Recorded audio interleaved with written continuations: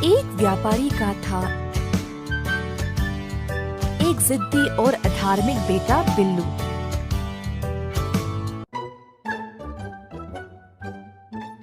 बिल्लू के माँ बाप उसको देखकर दुखी होते थे कि ये कितना लापरवाह है। एक दिन बिल्लू की मैया उसे डांट डांट के थक गई थी। बिल्लू की धार्मिक भावनाओं को जगाने के लिए मैया ने उसको मंदिर भेजना चाहा, साधु जी का उपदेश सुनने। हमेशा की तरह बिल्लू ने जाने से मना कर दिया और भगवान और उसकी माँ का मजाक उड़ाया। और कोई रास्ता ना मिलने के कारण मैया ने बिल्लू को वादा किया कि अगर वो साधु जी के उपदेश को सुनेगा तो वह उसे 1000 तांबे के सिक्के देगी। लालची बेटे ने पैसों के लिए माँ की बात मान ली।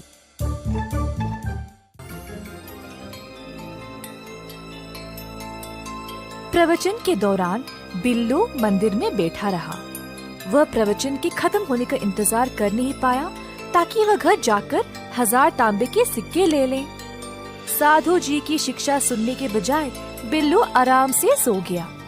अगली सुबह बिल्लू घर वापस आया और अपनी मैया से वो 1000 सिक्के ले लिए। उसने अपनी माँ को बोला कि वह व्यापार करने अब विदेश जाएगा।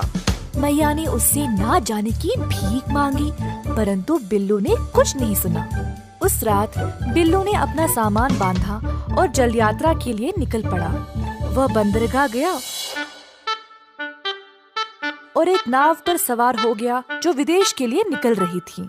बिल्लू अपने 1000 सिक्कों के साथ दुनिया देखने के लिए उत्सुक था। वह समुद्र की हवाओं में लंबी सांसें ले ही रहा था जब अचानक बिजलियां चमकने लगी।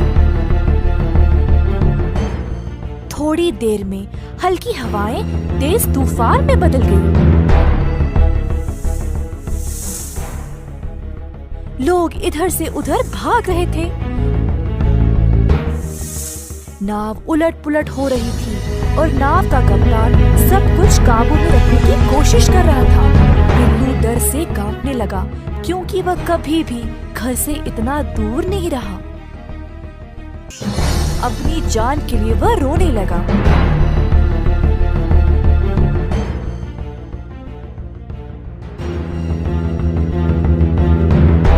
आखिरकार एक लंबी भयानक रात के बाद तूफान गुजर गया, पर नाव बर्बाद हो चुका था।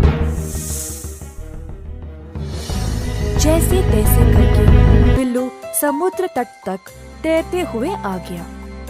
खुद को रेत पर घसीटते हुए खांसने लगा। जब उसने अपने चारों ओर देखा तो उसे एहसास हुआ कि वह एक द्वीप पर था। उसे अपने इर्द गिर्द एक भी मनुष्य नजर नहीं आया। बिल्लू गला फाड़कर आंसू बहाने लगा। अगर अपनी मैया की बात मानी होती तो आज वह इस परिस्थिति में फंसा नहीं होता।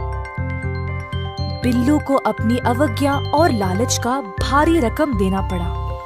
बाकी चीजों के साथ साथ अपने 1000 तांबे के सिक्कों को भी खो डाला।